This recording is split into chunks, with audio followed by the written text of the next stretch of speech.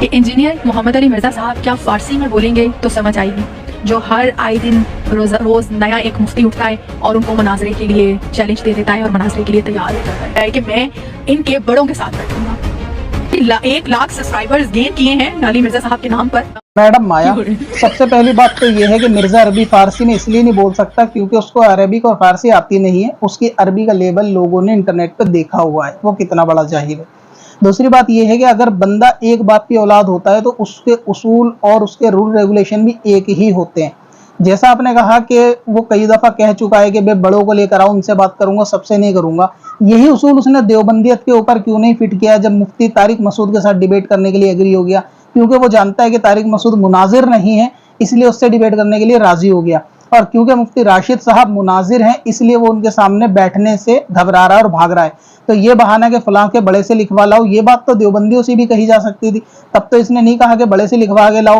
اس نے تو خود کہا ہے کہ میں اس زمین پہ صرف ایک ہی بندے کو یہ آفر دوں گا، مفتی طارق مسعود کو، کہ وہ مجھ سے ڈیبیٹ کر لے، اوروں کو آفر نہیں دے گا، کیونکہ جانتا ہے کہ جس دن یہ سنی مناظر کے سامنے بیٹھ گیا یہ اپنا پیشاب بھی نہیں روک سکتا۔